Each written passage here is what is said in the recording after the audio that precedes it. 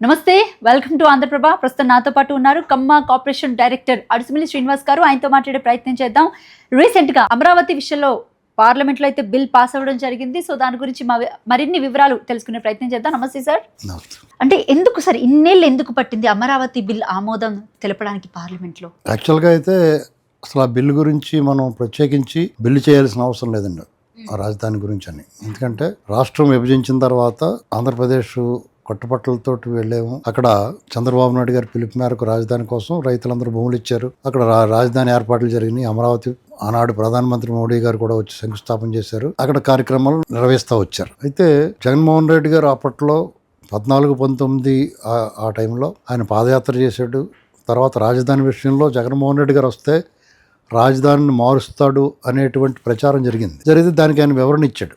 ఆయన కానీ ఆ పక్కనే మంగళగిరి మాజీ ఎమ్మెల్యే రామకృష్ణారెడ్డి ఇలాంటి వాళ్ళందరూ కూడా జగన్మోహన్ రెడ్డి గారు వస్తే ఇంకా గజాలు పెంచుతారు, ఇల్లు ఇక్కడే కట్టుకున్నాడు. చంద్రబాబు నాయుడు గారు కూడా కట్టుకోలేదు ఇక్కడ, జగన్మోహన్ రెడ్డి గారు ఇక్కడే ఉంటాడు, ఇల్లు కట్టుకున్నాడు, రాజధానిని ఇంకా బాగా అభివృద్ధి చేస్తాడు, రైతులకి గజాలు ఎక్కువిస్తాడు, అక్కడ నిరాశ్రయులందరికీ కూడా పెన్షన్లు పెంచుతాడు ఇంకా అని చెప్పి వాళ్ళు చాలా స్పష్టమైన హామీ ఇచ్చారు. అంతకుముందు అమరావతి అసెంబ్లీలో రాజధాని నిర్ణయం మేరకు రాజధాని నిర్ణయించినప్పుడు బిల్లు పెట్టినప్పుడు ఏకగ్రీవంగా ఆమోదించారు. జగన్మోహన్ రెడ్డి గారు కూడా సమర్థించాడు. 30,000 ఎకరాలు కూడా చాలా ఇంకా ఎక్కువ కావాలని కూడా అడగడం జరిగింది. వాడు సరే ఏదో నడుస్తుంది, ఆయన అధికారంలోకి వచ్చాడు. అది ఎలా వచ్చాడు అనేటువంటిది అనేక సార్లు మాట్లాడుకున్నాం మనం. ఆయన అధికారంలోకి వచ్చిన తర్వాత మొట్టమొదటి వేటు అమరావతి మీద వేసాడు. అంటే బ్రీచ్ ఆఫ్ ట్రస్ట్ అంటారు. ఇక్కడ అమరావతి రైతులు ఒప్పందం చేసుకున్నది చంద్రబాబు నాయుడు గారితో కాదు, ఆంధ్రప్రదేశ్ ప్రభుత్వంతో రైతులు ఒప్పందం చేసుకున్నారు. రాజధాని కోసం భూములు ఇచ్చారు, అభివృద్ధి చేసి వాళ్ళకి ప్లాట్లు ఇస్తామని చెప్పారు. ప్రభుత్వం ఇచ్చిన హామీ. పార్టీ మారిన తర్వాత ప్రభుత్వంలోకి వేరే పార్టీ అధికారంలోకి వచ్చిన తర్వాత ఈ జగన్మోహన్ రెడ్డి గారు అంతకుముందు తను కూడా సమర్థించి, తను కూడా రైతులకు మద్దతుగా నిలిచి, తను కూడా రైతులకి హామీలు ఇచ్చిన అన్ని విస్మరించాడు ఆయన. వాళ్ళ మీద ఆనాటి నుంచి దాడి మొదలైంది. దాదాపు 5 సంవత్సరాలు పూర్తిగా కూడా రైతులందరూ కూడా నిరసన వ్యక్తం చేశారు, ఉద్యమాలు చేశారు, పాదయాత్రలు చేశారు. అన్ని కూడా శాంతియుతంగా సహనంతో.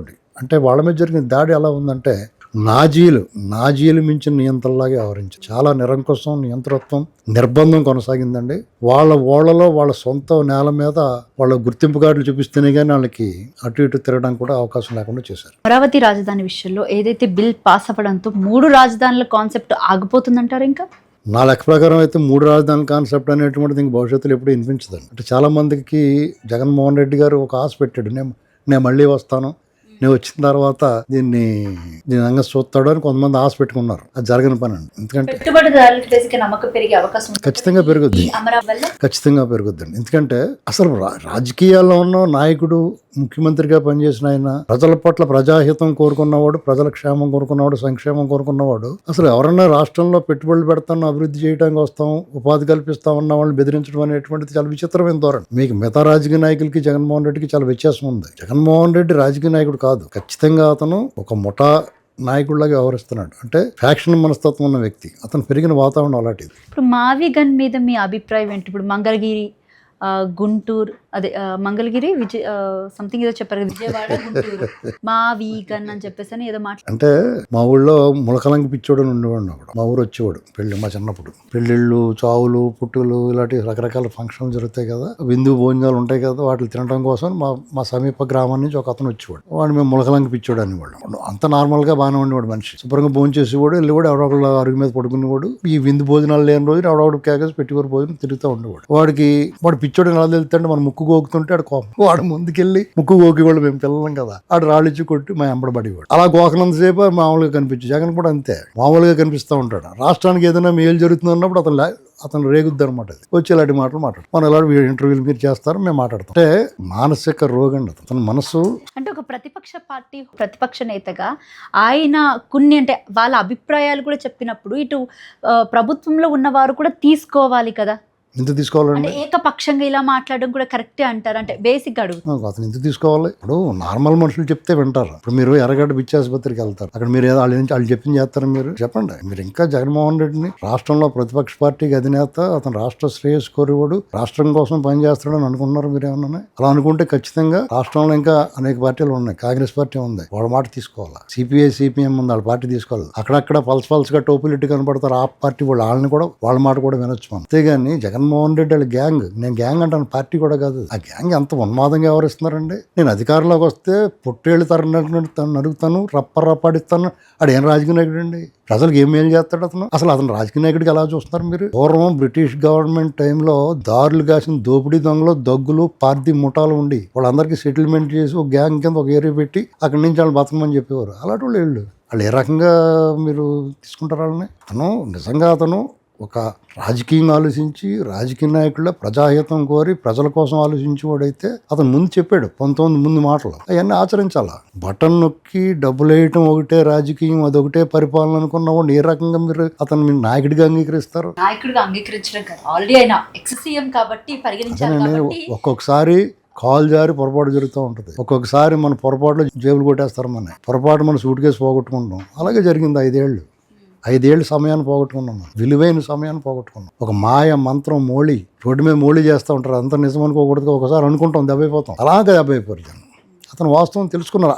అంతకుముందు అతని పరిపాలన ఎలా ఉంటుందో తెలియదు. వాళ్ళ అమ్మ వాళ్ళ చెల్లి కూడా చెప్పారు, పాపం మా ఓడు వాళ్ళ చిన్నాన్న, వాళ్ళ నాన్న చచ్చిపోడు, వాళ్ళ చిన్నాన్న చంపేశారు, మా ఓడు బిక్కుమంటా ఉన్నాడు. ఇతను కూడా ఏడు ముఖం వేసుకుని అలాగే నిలబడివాడు. ఊరేమో మంచోడేమో ఎర్రోళ్ళ కనిపెట్టేవాడు. ఇతను అమాయకుడేమో అనుకున్నాం. అందరూ అనుకున్నారు కదా, నేను వస్తే బాగా చేస్తాను. వాళ్ళ నాన్నగారికి మంచి పేరు ఉంది. 20 రాష్ట్రాల్లోనూ అతను రాజశేఖర రెడ్డి గారి అభిమానులు, కొంచెం ఆయన పరిపాలన, ఆయన అలాంటి వాడు అనేటువంటిది ఎప్పుడో కూడా మీకు ఇంటర్వ్యూలో చెప్తాను. కానీ జనాలు నమ్మారు. సడన్ గా పోయాడు, పోతే ఆయన ఈయన స్థానంలో ఆయన ఉండేవాడు, ఏమనుమానం లేదు. అయితే దాన్ని అడ్డం పెట్టుకుని తిరిగితే నిజమేమో అనుకున్నారు. సానుభూతి ఉంది ప్రజల్లో, ఆ సానుభూతిని క్యాష్ చేసుకున్నాడు. ఒక ఛాన్స్ ఏమంటే ఇచ్చారు. ఆ ఒక్క ఛాన్స్ ని కంటిన్యూ చేసుకోవాలి అతను జాగ్రత్తగా. అతను ఏం చేసాడు, ఇప్పుడు కోతులు ఏం చేస్తాయంటే అండి, చేతిలో శనగపప్పు పెట్టామనుకోండి, ఆ చేతిలో శనగపప్పు పెట్టినప్పుడు 1-2 కింద రాలుతాయి. ఈ చేతిలో పాడేసారు 2 బిళ్ళల కోసం, 2 పప్పుల కోసం చూస్తాయి. అలాగే అతను ప్రజలు ఒక సువర్ణావకాశాన్ని ఇచ్చారు. అతను 151 సీట్లతో మ్యాండేట్, బ్రహ్మాండమైన మ్యాండేట్ ఇచ్చారు. ఏమాత్రం బుర్రా, బుద్ధి, విద్య, విజ్ఞానం, వివేకం ఉన్నవాడు ఏం చేస్తాడంటే చాలా జాగ్రత్తగా పరిపాలించుకుని ప్రజల గుండెల్లో వస్తాయి శాశ్వత స్థానం సంపాదించుకుంటాడు. ఇవాళ అభిమానంతో ఇవాళ కూడా శాశ్వత స్థానం సంపాదించుకున్నాడు. భయం, ఆందోళన, దానికి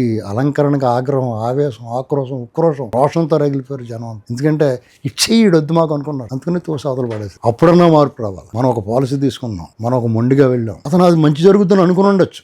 అతని అవివేకం వల్ల అతను ఎవడో చెప్పేవాళ్ళు లేడు, చెప్పినా అతను వినడం. అతను ఎంత సీనియర్ నాయకులైనా సరే అంకలు పోయారు. ఇవాళ అందరూ రాజకీయ సన్యాసం చేయాల్సిన పరిస్థితి వచ్చింది, మూల కూర్చుండిపోయారు. ఇవాళ అతను అప్పుడన్నా మార్పు రావాలి, నువ్వు తప్పు చేసి సరిదిద్దుకోవాలి. తప్పులు సహజంగానే జరుగుతాయి. ఉద్దేశపూర్వకంగా చేసినా ఏం చేసినా ప్రజలు ఒక తీర్పు ఇచ్చిన తర్వాత నువ్వు మార్చుకోవాలా. తీరు మారలా, నీ తీరు ఏం మారింది? ఇవాళకి నువ్వేం చెప్తున్నావు? నేను వస్తా, మీ సంగతి చూస్తాను. ఎంతవరకు ఒప్పుకుంటారు జనం? నేను మళ్ళీ రాణిస్తారా? అయితే ఇక్కడే ఒకటి బేసిక్ గా, సో అమరావతి బిల్ కి సంబంధించి రేపు పొద్దున్న రోజు వైసీపీ గవర్నమెంట్ కానీ పొరపాటున అధికారంలోకి వస్తే, అంటే చెప్పలేం ఇక్కడ ఏ కాయిన్ ఏ వైపు తిరుగుతుందో కూడా మనకి తెలియదు. కాబట్టి ఒకవేళ వైసీపీ గవర్నమెంట్ అధికారంలోకి వచ్చిన పరిస్థితుల్లోని అమరావతి బిల్పై ఫస్ట్ దీంట్లో ఏవో లోపాలు ఉన్నాయి, తప్పులు ఉన్నాయి అని చెప్పేసి వీళ్ళు ఏదైనా చేసే అవకాశం కూడా ఎక్కువగానే ఉంటుంది కదా. ఇక్కడ రాజకీయాలు ఎప్పుడు నిజంగా మీరు అన్నట్టుగా స్థిరంగా ఉండవండి.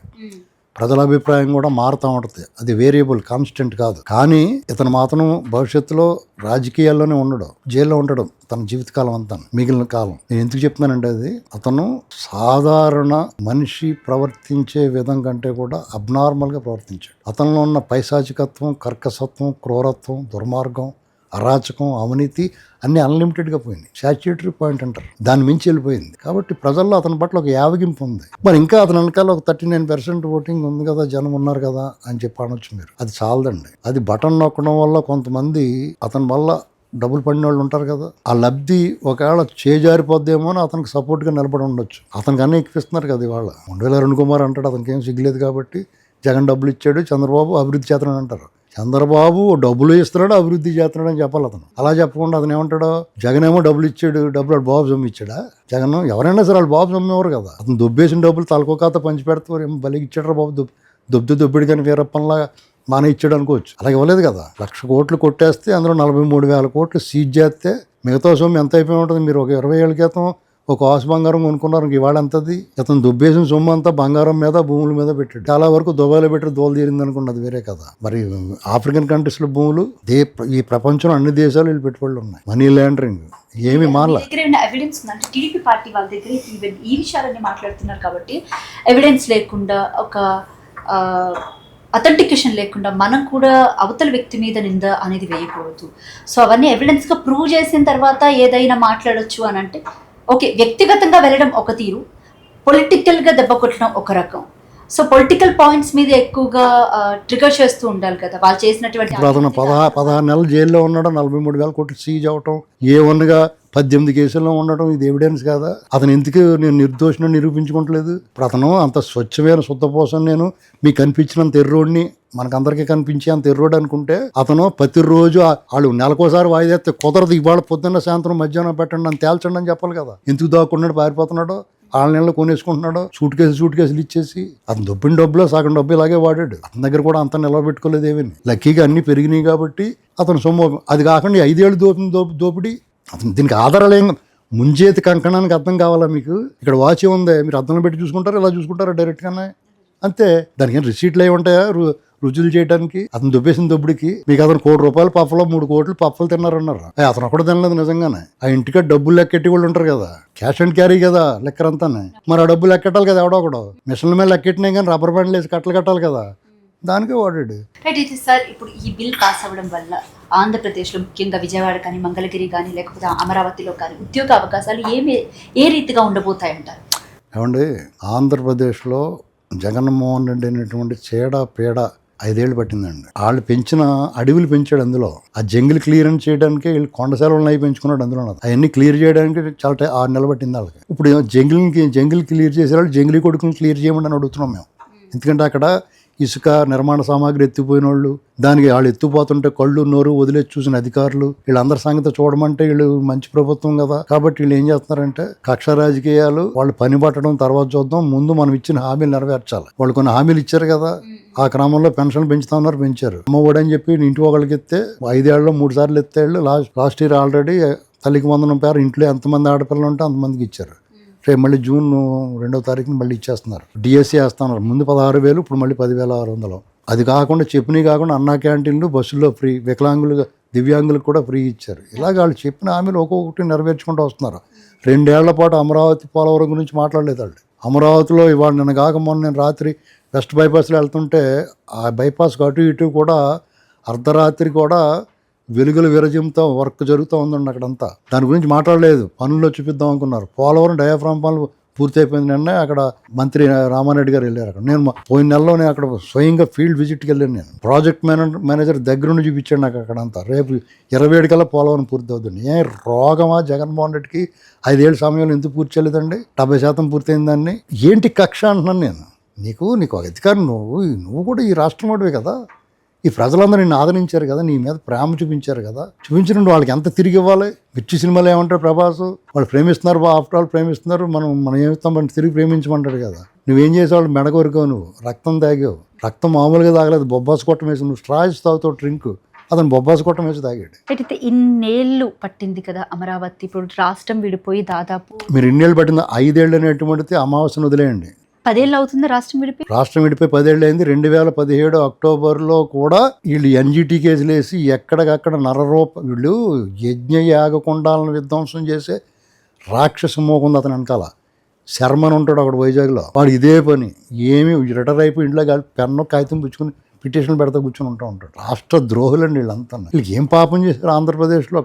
ఇప్పుడు మనం చేసిన పాపాలు వదలవు. 2004లో రాజశేఖర రెడ్డిని ఎంచుకోవడం వాళ్ళు చేసిన పాపం. మఠాష్ అయిపోయి 14 ఏళ్ళు పట్టుకుంటే నువ్వు తప్పు చేస్తే శిక్ష 14 ఏళ్ళు కదా, అది వదలలేదు ఇంకా, ఇప్పుడు వదిలింది. అంటే దాదాపు 10 ఏళ్ళు అవుతుంది కదా రాష్ట్రం విడిపోయి. ఆ 10 ఏళ్ళ తర్వాత కూడా, అంటే కరెక్ట్గా రాష్ట్రం విడిపోయిన దగ్గర నుంచి అటు అమరావతిలో జేఏసీ పెట్టడం కానివ్వండి, అమరావతి ఉద్యమాన్ని ఉధృతంగా నడిపించడం కానివ్వండి, ఇలాంటి కార్యక్రమాలన్నీ కూడా మనం చూసాం.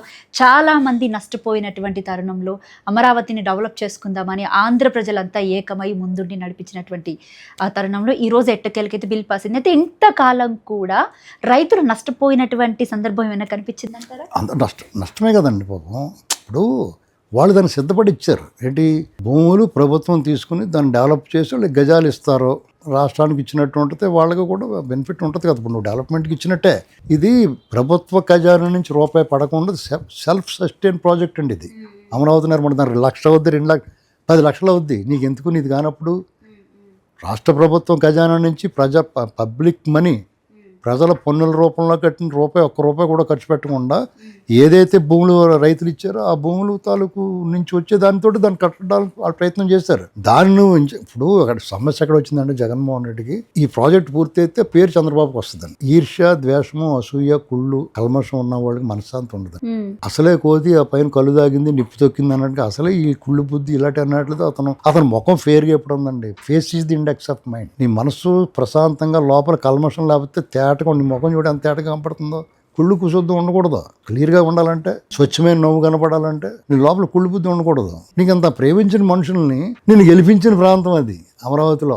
3 ఎస్సీ నియోజకవర్గాల మధ్యన ఉన్నదాన్ని నువ్వు అమరావతి అని ఎలా పేరు పెడతావు? కులం పేరు పెట్టి బుద్ధి జ్ఞానం ఉందా నీకు ఏం రోగం కమ్మాలంటేనే? అంటే మేము ఉన్నాళ్ళు సైలెంట్గా ఉన్నామన్నా ముఖం పగిలిపోద్ది ఇప్పుడు ఎవరన్నా మాట్లాడుతుంది. ఖచ్చితంగా చెప్తున్నాను నేను కమ్మ కార్పొరేషన్ డైరెక్టర్గా మాట్లాడుతున్నాను. మాది అభివృద్ధి సంక్షేమమే కాదు, నోటుకొచ్చినట్టు వాగినోడి సంగతి కూడా చూస్తాం, ఊరుకోం మేము. అయితే పూర్తి స్థాయి అమరావతి రాజధానిగా మారే అవకాశాలు ఎప్పుడు ఉన్నాయంటారు?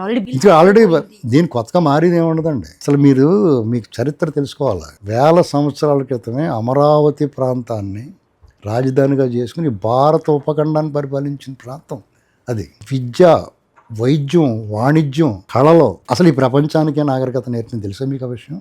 శాతవాహనుల నాటి నుంచి మన అవశేషాలు, అమరావతి అవశేషాలు లండన్ మ్యూజియంలో ఉన్నాయి. అది ఒక క్షేత్ర మహిమ. ఆ క్షేత్రానికి ఒక చరిత్ర ఉంది. అమరావతి సలిలము, అమరావతి నీరు, గాలి, మట్టి అన్నీ కూడా పవిత్రమైనవి. నది కృష్ణానది పరివాహక ప్రాంతం అది. విద్య, ఆచార్య నాగార్జున నడయాడి నెల బౌద్ధం వెలసిల్లింది అక్కడ. అక్కడి నుంచి వాణిజ్యం, అక్కడ ఉత్పత్తులన్నీ కూడా ఆ కాలువల ద్వారా బందర్రేవులోకి వెళ్ళి అక్కడ నౌకల ద్వారా అక్కడి నుంచి దిగుమతులు సాగించారు. వైద్యం, రాణి రుద్రమ్మదేవి శాసనం అంటే చూడండి మందడంలో. మల్కాపురం, ఆ ఊరి పేరు మల్కాపురంగా ఉండేది అప్పుడు. అక్కడ ఒక వైద్యశాల, ప్రజా వైద్యశాల ఏర్పాటు చేసి ఒక శాసనం వేసింది ఆవిడ. దాని నిమిత్తం కొన్ని 100 ఎకరాలు అక్కడ ఔషధ మొక్కలు పెంచడానికి వనాలు ఏర్పాటు చేసింది. చికిత్స, శుశ్రూష 2 చేసేవారు. అంటే దీర్ఘ రోగులు కూడా శుశ్రూష చేసేవారు, అక్కడ చికిత్స చేసేవారు. ఆ రకంగా కళలో సంగీతం, నాట్యం ఇన్ని రకాలుగా వెలసిల్లింది వైభవంతో.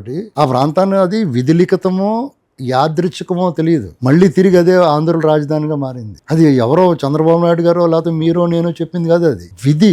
అది అక్కడ జరగాల్సి ఉంది. అదొక సర్కిల్, కాలచక్రం తిరిగిన తర్వాత తిరిగి దానికి ఆ వైభవం వచ్చింది. కాబట్టి దాంట్లోకి జగన్మోహన్ రెడ్డి లాంటి ఈ మొఖాలు వచ్చి పెడితే అక్కడ ఏమవదండి. Thank you sir, thank you so much. మీ విలువైన సమయాన్ని మాకు కేటాయించినందుకు. ఇది కమ్మ కార్పొరేషన్ డైరెక్టర్ అడుసుమల్లి శ్రీనివాస్ గారితో ప్రత్యేక ఇంటర్వ్యూ. మరొక ఇంటర్వ్యూతో మళ్ళీ కలుద్దాం. Thank you.